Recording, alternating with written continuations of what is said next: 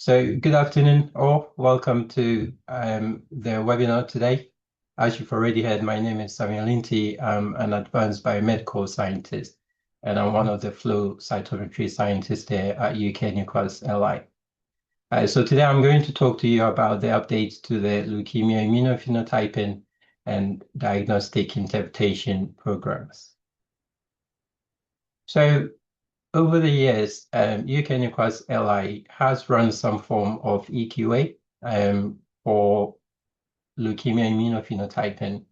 And in its various forms, the program has been informative, providing participants with consensus data, which has helped them to compare perhaps their performance to that of other participants, also to give an idea of what the majority of people are doing. But we know that flow cytometry immunophenotyping is always evolving. So it started with a few number of markers, progressing right through to 10 colors. Now you have spectral flow.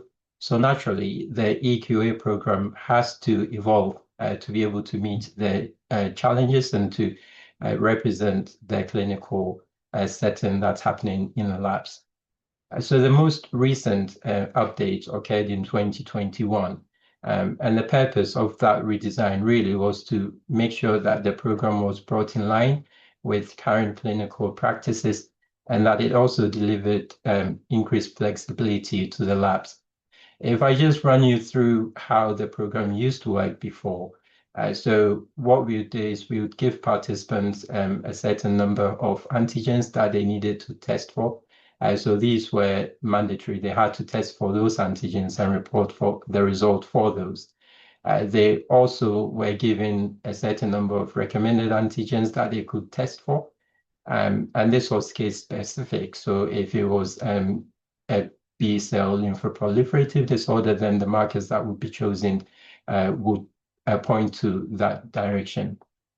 And now really one of the drawbacks for that is it wasn't very representative of what was happening in the clinical setting, because if you're in the lab, when you receive a sample, you don't know what markers are going to be expressed, unless you actually have a look at the film and then start perhaps beginning with a screening tube. So that was one of the reasons why we decided to make changes to the program to ensure that it was fit for purpose. And that redesign led to the fact that participants were now able to select their own panel, choose what antigens they were going to test for, and then report their results that way, which was more in keeping with how things happened in the clinical lab. So those drawbacks that the original format of the program had were addressed by the new redesign. But obviously things progress, and that's why we're at this stage looking to make further changes or improvements to the program.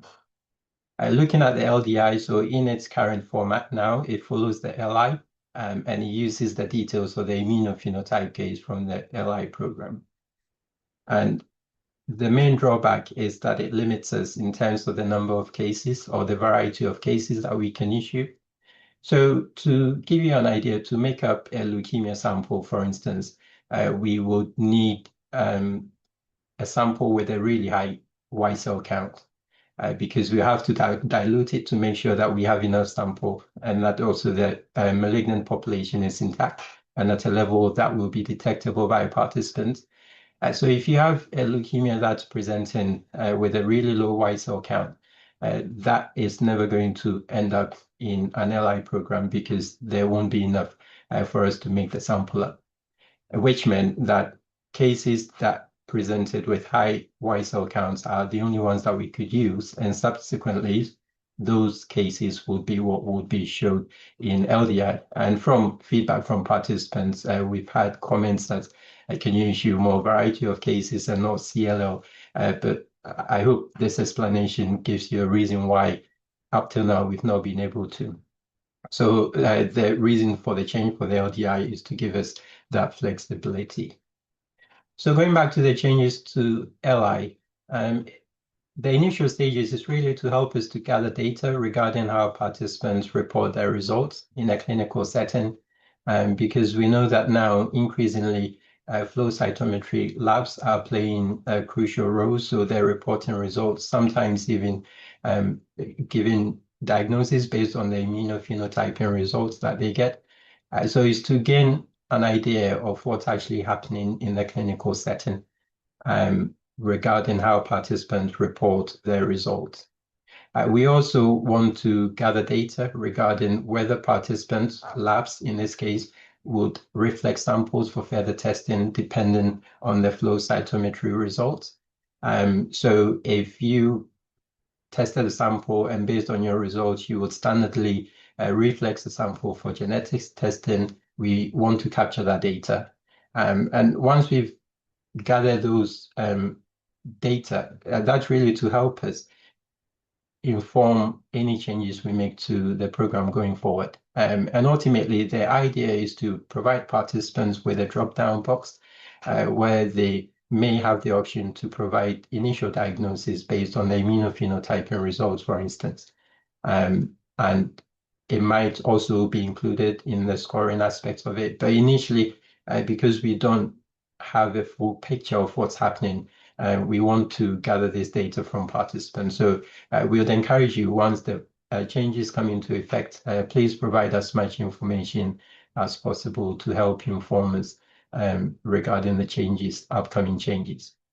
Also, we are going to provide participants with the option of viewing the digital image provided on the data entry page. So looking specifically at the changes to the LI program from 2026 and 2027 financial year, so that will be from April this year, LI 01. The data entry will, for the most part, stay the same. So when you log on to submit your result, what you see, there wouldn't be that much change to it. But the main changes I'm going to highlight. So as you can see here, the first one is the gating question, which is highlighted in a yellow rectangle. That is going to disappear because its utility has been questioned. So we've made a decision to remove that. So that will no longer appear when you log in to submit your results. Another change that we've added is that participants will now be able to enter the percentage of the malignant population or population of interest. And this will be positioned where that yellow rectangle is. And this is quite important, actually, because sometimes participants may get unsatisfactory performance and they'll get in touch with us to try and figure out where they went wrong and how we can assist them. Now, if we have an idea of the percentage that they've reported for the malignant population, for instance, if everyone is reporting percentage of 5 and you're reporting a percentage of 50, it helps us to narrow our troubleshooting because it becomes obvious that you've probably looked at a different population as opposed to the actual malignant population. So that will be informative to participants and also help us when we come to troubleshooting. Digital morphology. So currently, this is how things appear when you log on to the website. You have this image, and it's just a snapshot of the actual digital image. So what happens if you click on this image, it takes you to PreciPoint's website, which is the website that hosts our images. And then you can analyze the image using the various tools that are available on that website. What we're going to do with the changes is to embed the image on here on the data entry page. So instead of actually clicking on and then going off to PreciPoint's website, you will be able to see the image here as you would on PreciPoint's website. And you'll also have access to all the tools that you need to be able to critically analyze the image. However, we will still provide participants with the option of going on to PreciPoint's website if that's what they want. But we thought it would make it simpler if you can just view the image without having to go on to PreciPoint's website. And then there are 2 free text boxes which we're going to add. And this is, as I mentioned at the start, to allow participants to enter information on how they report their results and if they carry out reflex testing, for instance. So the first text box is going to allow participants to state how they would report their results from the immunophenotyping. So, for instance, if you would give the various percentages of the antigens that you've tested for, please put them in the box. And if you would standardly also offer a diagnosis based on the immunophenotyping results, once again, please put that in the box to help inform us, to give us a better idea of what's actually happening. This box will be mandatory, so you will have to put in data. And we would prefer for you to put your comments in English if possible. But if you're not able to, and it will be informative to us, and you want to type it in your native language, we will probably have a look at maybe translating that to help us as well. And then the second text box, that will allow participants to enter any reflex testing that they would carry out based on the immunophenotyping results. But this box will not be mandatory because we're mindful that not all labs will carry out reflex testing or recommend reflex testing. So it will just be a box for you to put your comments in, but not mandated. Just bear in mind that for both boxes, you have character limit of 100 words, so you can't put too much information in there. So it has to be pertinent, precise, and to the point. Just a point to note, though, that the comments that you put in these boxes will not be taken into consideration when it comes to how the results are scored or performance monitored. That's separate. That is based on the actual results that you submit. So if you have any general trial comments, please send them to the email address there and don't put them in these boxes because they will not be helpful to us and they will not have any impact on your performance monitoring or scoring either. So shifting the attention to the LDI program then, one of the changes which has already come into effect and you'll be aware of that participants are being withdrawn if they've not submitted results for 2 consecutive trials. Now, this is really due to concerns from the UK NICWAS LI steering committee because of the low return rate. So just to give you an example of the last 3 exercises for LDI, we had 48%, 46.5%, 47.9%, and that's less than half of participants who are actually enrolled in the program. It takes us a lot of time to actually generate these reports. So if there are participants that are persistently not engaging, then we feel that the best option is for them to be withdrawn so that we can focus our attention on participants that actually want to participate. And contrasting that with those that return results for LI, you can see that those are in the 90s mostly, and that is helpful to us because we want participants to engage as much as possible. Having said that, though, if there are extenuating circumstances why you may not be able to submit results for 2 consecutive trials, then please get in touch with us. We can accommodate a specific request if they are valid. When it comes to registering on the program, so there will be a nominal charge for both individual and institute participation in the LDI program.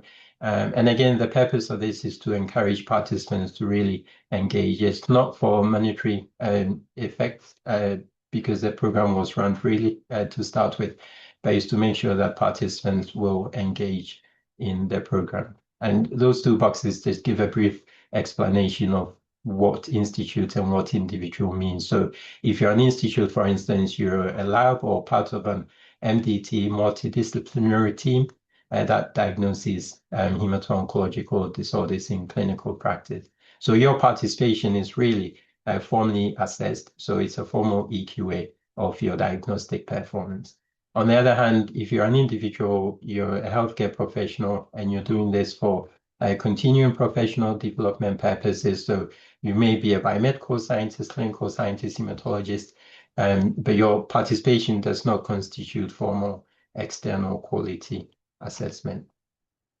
So carrying on with the changes to the LDI, participants will now be able to view the image for the trial as they would in the LI program. So the changes will be pretty much the same. Another change, though, that you may notice is that bone marrow images will become frequently used because we were limited in the LI in terms of using bone marrow images, but with the LDI, they may be frequently used. We're mindful that not everyone looks at bone marrow images, but there will be other results from different areas that you could put together to help you come to the correct diagnosis. We're going to provide a drop-down menu for participants to select whether they're part of an integrated service or not. So the 4 options that will be available to participants are you part of a hemato-oncology integrated diagnostic service, or are you a standalone flow cytometry lab, individual submission, or other? Now, if you select that you're part of a hemato-oncology integrated diagnostic service, then another free text box will appear for you to put in what services make up your integrated diagnostic service. If you select the option other, another free text box will appear asking you why you selected other to provide further information. So the yellow rectangle that you can see, that's where hopefully that drop-down box will be for participants to make that selection. LDI will be independent of LI, as I've already said, and this will allow us to send a broader variety of cases. The format of the report is going to be updated to bring it in line with the current format of report, of other reports. The current performance score and running score system will be replaced with a scoring below. So the current score, if you select the correct diagnosis or differential diagnosis, then your score is 0. And if you select the incorrect diagnosis or do not return, your score is 50. That will no longer be the case. A correct or differential diagnosis will be classified as a satisfactory performance. If you select an incorrect diagnosis or you do not return results, it will be classified as a critical performance. And if you have a critical performance for a current trial, that will amount to an unsatisfactory performance. So 2 critical performance classifications within a 6-sample period, one of that being the current trial, will amount to persistent unsatisfactory performance. So the table below is just to give you an idea of how it will appear. So in this case, this participant has 6 satisfactory performances. To note, the LDI still remains educational and no performance notifications are sent to participants. However, we have the discretion to issue performance notifications, and it's something that we might consider in the not so distant future, perhaps when it comes to laboratories that participate in the LDI. So just to give a summary of the changes, looking at LI, participants can view the digital image on the data entry website, so they don't have to go on to PreciPoint website. Participants will be required to provide results on the percentage of malignant population that they've identified in the sample. There'll be 2 extra data entry fields to collect data on reporting and reflex testing. But the format of the report and performance monitoring and scoring will stay the same. LDI changes, participants who fail to submit results for 2 consecutive trials will be automatically withdrawn. There'll be a nominal charge to help improve return rates. LDI will become independent of LI. Participants will be able to view the image for the trial on the data entry page, and a drop-down box for participants to select whether they're part of an integrated service or not. Format of the report will be updated, and performance scoring and monitoring system will be updated. And so at this point, I'd just really like to put a request out there for samples that we use in our programs. Some of our programs rely on availability of material from patients, so we're always on the lookout for interesting cases. So if you're in a position to provide us with samples for some of our programs, especially maybe UK participants for practical reasons, then please get in touch with us at the address provided. And with the new format of the LDI, if you have any interesting cases that can be used, also please contact us because we don't need a sample for that. If you've got a blood slide or an image you can send, and you can send us a host of other results, then that would be really useful. So once again, get in touch with us if you're in a position to assist. And thank you very much for your time and for listening. That's brilliant, Sam. Thanks ever so much. Really clear articulation of the changes that we're making there. Much appreciated. So I'll we've just had a stop couple sharing now. yeah. There we go. We've had a couple of questions come in, Sam, if that's okay. Yep. The new LI data fields ask participants to provide an approximate diagnosis and recommend further testing. How do you envisage that the educational feedback from this will be presented back to participants, and will they be able to benchmark themselves against the wider community?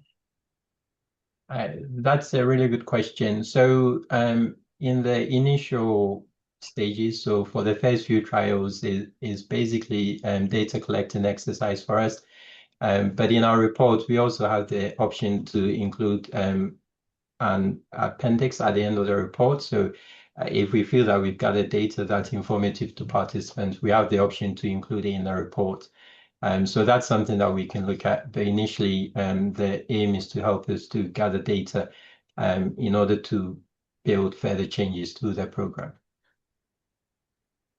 Perfect. Thank you, Sam. And another question, with your plans to expand the variety of case types in the LDI program, now that it is no longer constrained by LI material, are there any particular disease entities you're hoping to include more frequently?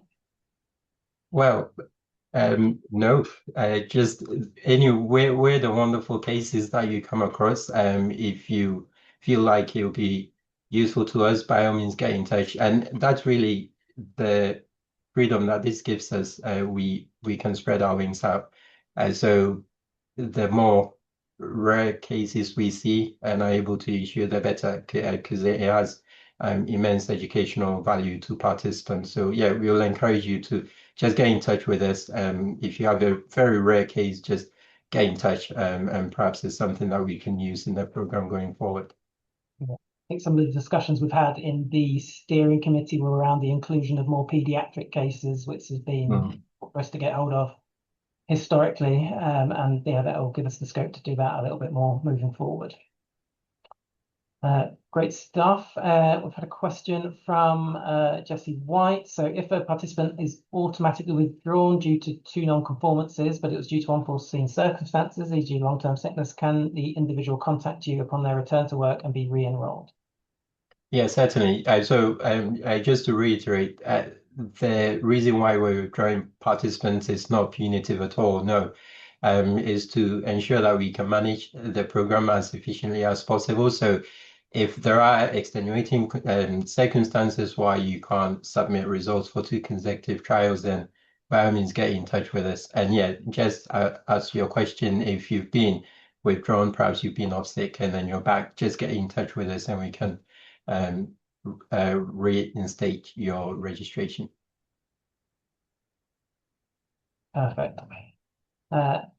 Another question from Charles Stanley Manogaran. Is there any plan to expand to all disease groups in the LI Part 1 program at the moment? It seems the disease groups have not yet been extended.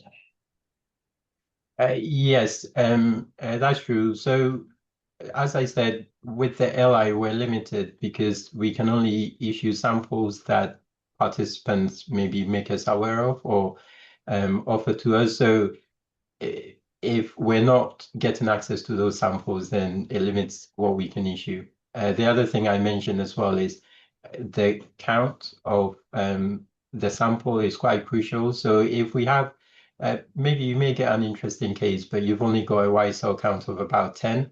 That's a non-starter for us because we've got over 300 participants in the program. So once we dilute it out to make sure we have enough sample, there'll literally be nothing for you to detect. And so we're limited in that sense. But if you come across any interesting cases with a high white cell count, by all means, get in touch with us. We can take the sample and then make the decision as to whether we'll be able to use it in our trial or not.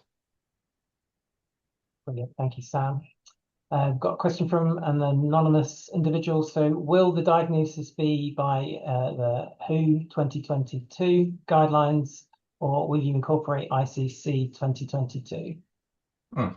That's a good question. So this is a sample that we grappled with before we made the switch to the WHO 5. So in short answer to your question, the diagnosis will be based on the WHO 5. We acknowledge that the ICC classification is widely in use, but we're limited because it with the data entry and to work it so that you can have diagnosis from the WHO 5 and the ICC 2022 will be a mammoth task. So that's not an avenue we're pursuing at the moment. It might be that maybe further down the line we find an easy way to do it, but currently that's not on the radar. So it will be limited to the WHO 5. Sam. Then a question from Anthony Carter. Thanks, Sam, very informative. Where an antigen is only just reaching consensus, just above 50%, how can we improve the feedback so we can understand why the answer was not clear? This raised by the accrediting body here in the UK. Yeah, that's a really good question. And I think so when that happens, what we try to do is to analyze the data in terms of the fluorochromes that participants have used clone to see if there are specific issues. Sometimes there aren't, and we suspect that it's down to how participants gate. And this is especially so if the expression of the antigen is weak, if it's borderline, if it's sitting on the cusp of being positive and it's weak, and then some participants may call it negative, others may call it positive.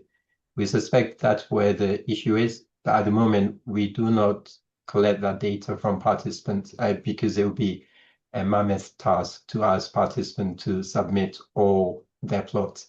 It will take forever for us to go through it. So where possible, if we can find a course, maybe like fluorochrome or clone, then we will provide that information to participants. But where we can't, and if we suspect that it's down to how participants are gating, then our hands are tied, really.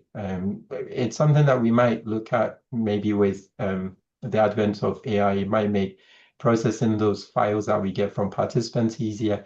But that's an avenue that we can look at. But currently, we're sticking with how the scoring is done. Fantastic, thanks, Sam. So just in the interest of time, I think I'm going to pause the questions here. We've got one more in the Q&A box, which we'll deal with outside of the meeting. Thank you, Sam. Thank you.